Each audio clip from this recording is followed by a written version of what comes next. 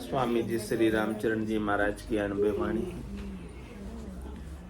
महाराज फरमा रहे हैं, समृत गुरु की शरण सुख सुमरण राम सदैव, राम चरण कर्म काल सु तब ही उबरे जीव, तब ही उबरे जीव और सहायक कोई नाही, देखो सबे निहार भले त्रिलोकी माही, दूजा सब ही स्वार्थी मिलने दे नहीं शिव, समृत गुरु की शरण सुख सुमरण राम सदैव।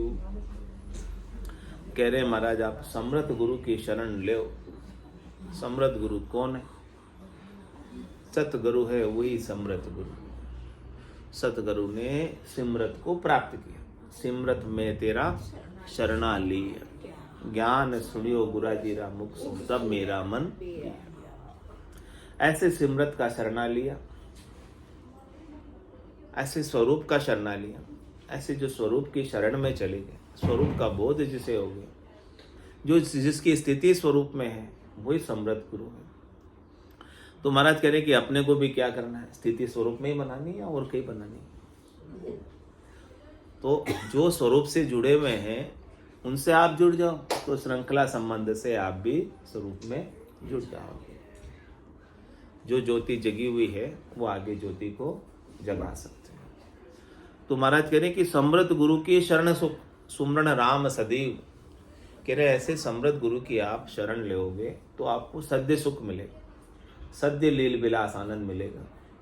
सद्य यानी हमेशा बने रहने वाला, कभी भी कम नहीं पड़ेगा, कभी भी खुटेगा नहीं, कभी समाप्त नहीं होगा। और वो सुमरण राम सदैव, हमेशा राम का सुमिरण होता रहेगा, करना नहीं पड़ेगा।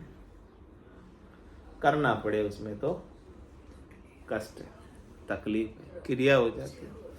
और होए सदैव होए, सदैव समृद्धि हमारे अंदर बनी रहे, स्वरूप में हमेशा हम जागे रहे।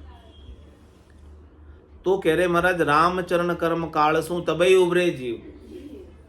आपकी स्थिति जब स्वरूप में हो जाए, आप जब स्वरूप में जाग जाओ, तो महाराज कह रहे हैं कि कर्मों से और काल से जीव उबर सकता है, उसके बिना नहीं। क्योंकि जो एक बार स्वरूप में जाग गया उसके तो सब कर्मों में क्या हो गई, आग लग गई, जल गए सब कर्म, बचे ही नहीं। अब जब सब कर्म ही जल गए, कर्मों में आग लग गई, अब उसका जमराज क्या करेगा? जब उसका कोई हिसाब किताब ही बाकी नहीं है, लेखा जो कई सारा मिट गया, तो न्यायाधीश क्या करेगा? अब किस बात का न्याय करेगा? उसको कौन सा फल भुगताएगा? कोई अच्छा कर्म बाकी रह जाए तो फल भुगताए, कोई बुरा कर्म बाकी रह जाए तो फल भुगताए। लेकिन अब तो क्या हो गया, स्वरूप में जागने से, स्वरूप में स्थित होने से वो कर्मों के काल के एरिया से बाहर हो, अकाल पुरुष को प्राप्त कर ले, अजूनी पुरुष को प्राप्त कर ले।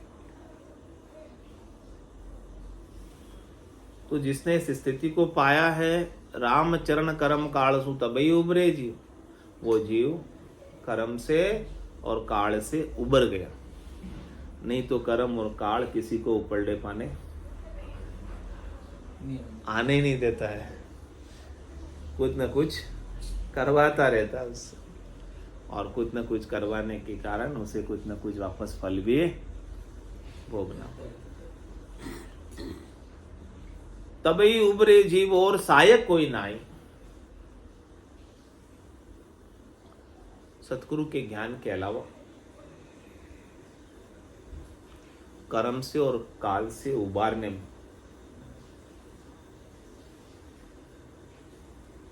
कोई आपकी सहायता करते नहीं है, कोई सहायक है नहीं। सब कर्म और काल में फंसाने वाले हैं, उलझाने वाले हैं। उलझावण को सैकुड़ जग है, सुलझावे जन बिरला कोई बिरले ही जन सतगुरु हमें सुलझाते हैं बाकी तो पूरा संसार हमें उलझाने में ही, फंसाने में भी ही लगा हुआ है, राग द्वेष करने में ही लगा हुआ है, तेरी मेरी करने कराने में ही लगा हुआ है। और कोई आपकी सहायता इस काल से उबारने में किसी भी प्रकार की करनी या क्रिया नहीं करनी। सब करनी और क्रिया का शुभ अशुभ फल होता है, और शुभ अशुभ फल का भुगतान काल कराता है, समय कराता है। कुछ आप करोगे, बीज बोओगे, वैसा फल आपका कुछ समय बाद लगेगा। रोपे बिरवा आक का आम कहाते से। आक का बीज बोया तो आक उगेगा ना कुछ समय बाद। इसी प्रकार से आपने जो किया ना बुरा, उसका कुछ समय बाद फल लगे। काल वो फल देने के लिए बैठा ही हुआ है।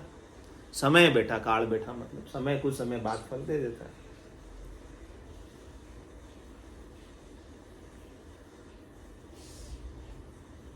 देखो सबे निहार भले त्रिलोकी माही, कह रहे पूरी त्रिलोकी माँ आप निहार कर देख लो, कौन अछूता है इस काल से, कौन बचा हुआ इस काल से।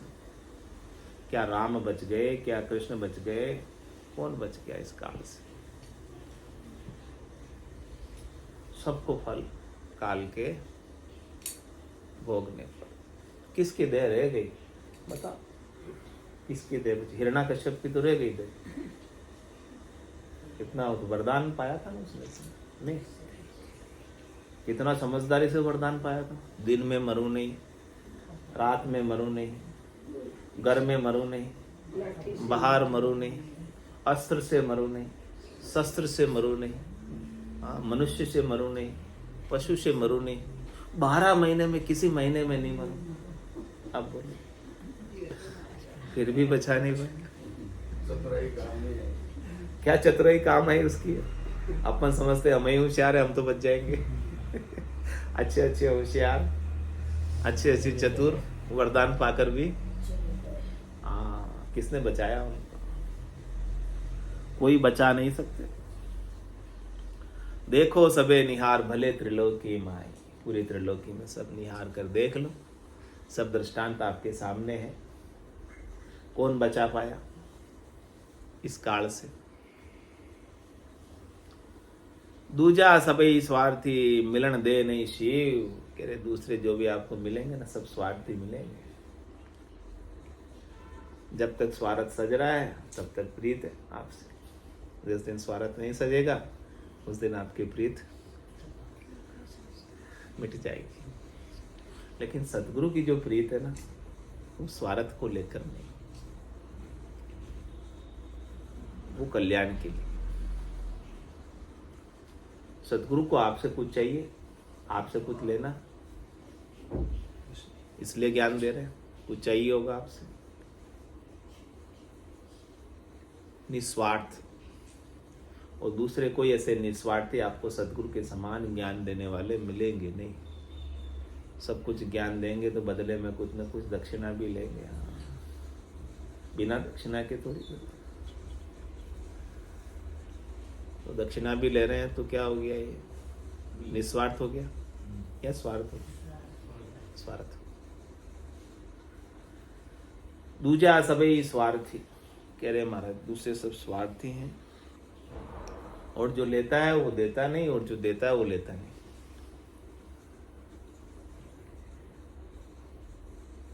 मिलन दे नहीं शिव, जो भी आपको स्वार्थी मिलेगा वो स्वयं सुख प्राप्ति का उपाय करता, आपको भी सुख प्राप्ति में लगाएगा। और आप सुख प्राप्ति में लगे रह गए 3 लोक 14 भवनों में, तो आप अपने परमात्मा से, आप अपने स्वरूप से, आप अपने आनंद से वंचित रह जाओगे, मिल नहीं पाओगे। इसीलिए महाराज कह रहे हैं कि समृत गुरु की शरण सुख, सुमरण राम सदैव। ऐसे सिमरत की शरण में, उनकी शरण में ही सद्य सुख है। उनकी शरण में ही सत्य का बोध, स्वरूप का बोध, राम का सिमरण है, सतराम का सिमरण है। गुरा की शरण होई सदैव राम जी को सुमरण करिए सो कहिए। वो बात बता रहे कि जिसने गुरु की शरण ली और हमेशा राम जी की याद में ही रहता है, यानी अपने स्वरूप में स्थित रहता है, स्थित प्रज्ञ रहता है, उसकी बुद्धि में और कोई बात आती ही नहीं और कोई सुख की कामना जागती ही नहीं। तो सुमरण राम सदैव जीव की जीवन ये ही, रसना करे उचार सहज में बरते देही। साधन और अनेक करो भल केता कोई, बिना राम के भजन मलिनता मिटे न सोई। ताते भजिए राम को चितवृत्ति करे कठोर, राम चरण सुमरण किया लगे नहीं भरम चोर। सुमरण राम सदैव जीव की जीवन ये। महाराज फरमाने की जीव को जीवन मिला है और उस जीवन में वो हमेशा अमर रहना चाहता है। सब यही प्रयास करते ना, जीते रहो, आशीर्वाद भी ये देते, जीते रहो। लेकिन आशीर्वाद देने के बाद भी आशीर्वाद सफल होता है या निष्फल हो जाता है? निष्फल हो जाता है। वो जीता रहा क्या? लेकिन महाराज कह रहे कि जिसने राम का सुमरन कर लिया वो कभी मरता ही नहीं। जिनगट सुमरन राम को से नर मुक्ता जान, ते नर हर अंतर नहीं नानक सांची जान। वो कभी मरेगा ही नहीं जिसने राम का सुमरन कर लिया। उसने अपने स्वरूप को पा लिया। राम रहने वाला है, रहने वाले को पा लिया। तो कबीर साहब कहते राम मरे तो मैं मरूं, मेरा मरना नहीं होगा, मेरे मरने पर कोई रोना नहीं, क्योंकि मैं नहीं मरूंगा, ये देह मरेगी। मैं तो कल भी था, आज भी हूं और कल भी रहूंगा। मैं कहीं आता नहीं हूं, मैं कहीं जाता नहीं हूं, मैं तो हमेशा रहता हूं। ये जन्मने वाली तो देह है, मरने वाली तो देह है। आवागमन में कौन आता है? जीव आता है, जीव।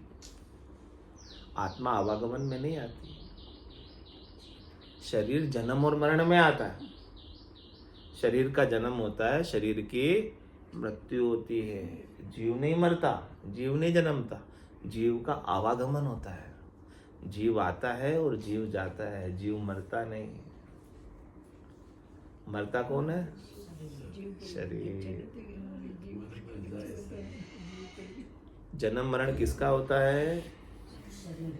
शरीर का। आवागमन किसका होता है? जीव का। और जो ना आता है न जाता है, रहने वाला कौन है?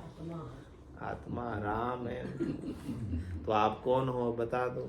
शरीर हो कि जीव हो कि आत्मा राम हो, कौन बता दो। आपका स्वरूप बता दो, आप कौन हो? बताओ बताओ बताओ बताओ बताओ बताओ, कौन हो? कौन हो? शरीर हो तो मरोगे, जीव बने हो अभी तो आवागमन में जाओगे आओगे। ये शरीर छोड़ के दूसरा शरीर धरोगे, और आत्मा राम बन गए तो, अपने स्वरूप को प्राप्त हो गए तो फिर कहीं आओगे नहीं, कहीं जाओगे नहीं, यहीं रहोगे। ठहराव आ जाएगा, आवागमन मिट जाएगा। जीव जब तक बने रहते हैं तब तक आवागमन जारी है। जब तक हमारी दृष्टि में जीव भाव है तब तक आवागमन है। जब तक हमारी दृष्टि में देह भाव है तब तक जन्म और मरण है। जिस दिन देह भाव समाप्त हुआ, जन्म मरण भ्रम हो जाएगा। मेरा नहीं होता है, देही का होता है। जिस दिन जीव भाव मिट जाएगा, आवागमन मेरा नहीं होता है। आवागमन किसका होता है? जीव का होता है। मैं जीव थोड़ी हूँ, मैं 84 का ढोर थोड़ी हूँ जो आवागमन में जाऊँ। 84 के ढोर जाते आते हैं ना आवागमन में, तो आप थोड़ी जाते। मैं तो एक सत्य स्वरूप आत्मा हूं जो परमात्मा का स्वरूप ही हूं। मेरा वो स्वरूप है सत्य जो कहीं आता नहीं, कहीं जाता नहीं, लेकिन हमेशा सर्वत्र रहता है। मेरे बिना एक सुई की नोक की बराबर जगह भी कहीं खाली नहीं। अब जब कहीं खाली नहीं है तो कहां और कहां जाऊं? जब मैं अपने आप को सीमित कर लेता हूं तो जीव बन जाता हूं, किसी देह में चला जाता हूं, किसी देह में आ जाता हूं। लेकिन जब मैं सर्वत्र हो गया, किसी एक देह तक सीमित नहीं रहा, तो अब मैं कौन सी देह को छोड़ूंगा और कौन सी देह में जाऊंगा ये पता नहीं। यानी सारी ही देह मेरी, सारा ही स्वरूप मेरा ही है।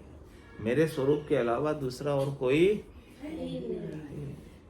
मेरी सत्ता के अलावा और किसी की सत्ता है ही नहीं। ऐसा स्वरूप का बोध सत्य में जाग जाओ।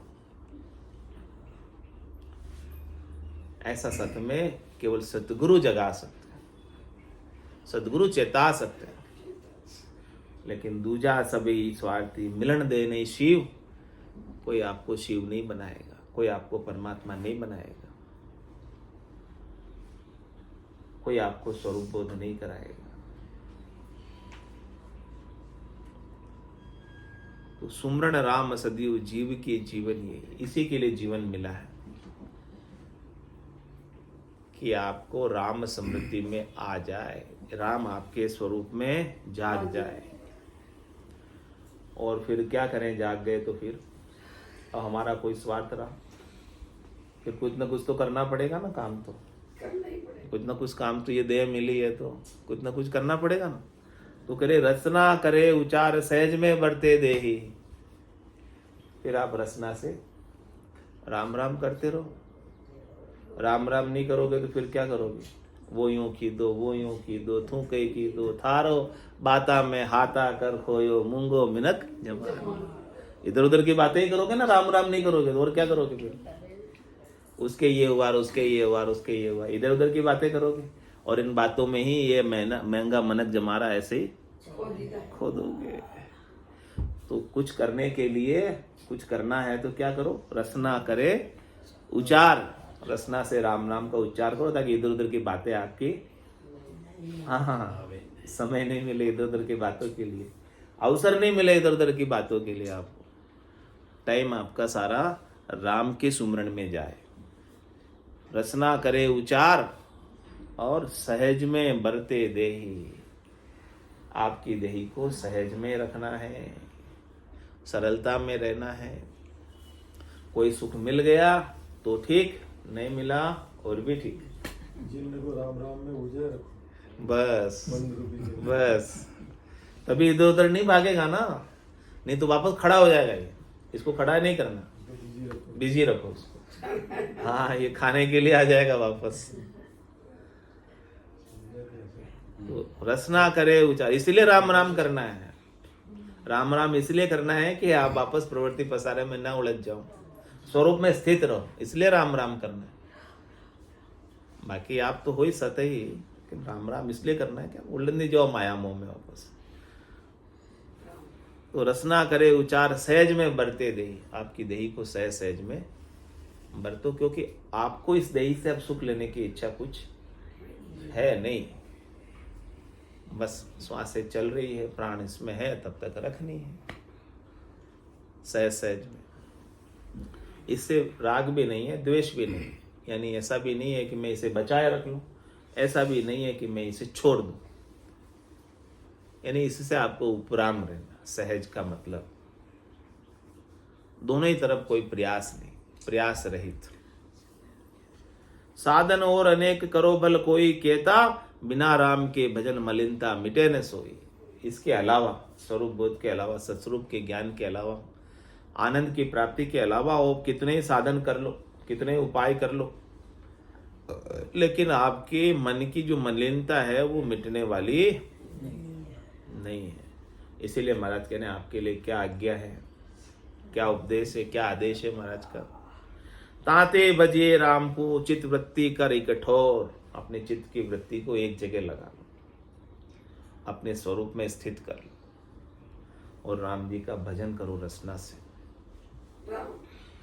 रामचरण सुमरन किया लगे नहीं भरम चोर, इस प्रकार से आप सुमिरन करोगे, इस प्रकार से आप राम को याद करोगे, तो जो भरम के चोर हैं, जो आपको नुकसान पहुंचाते हैं, जो आपको दुख देते हैं, जो आपको तकलीफ देते हैं, त्रास देते हैं, वो आ नहीं पाएंगे आपके पास, क्योंकि स्वरूप का, राम के सुमरण का परकोटा आपको मिल जाएगा, सुरक्षा चक्र आपको मिल जाएगा।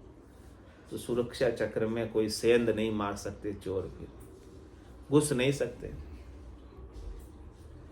बोलो श्री रामचरण जी महाराज की जय, राम की जय, सत्य सुखदेव की जय, सत्य सनातन धर्म की जय, संत भगवान की जय। राम राम राम महाराज, राम राम सा राम राम सा राम राम।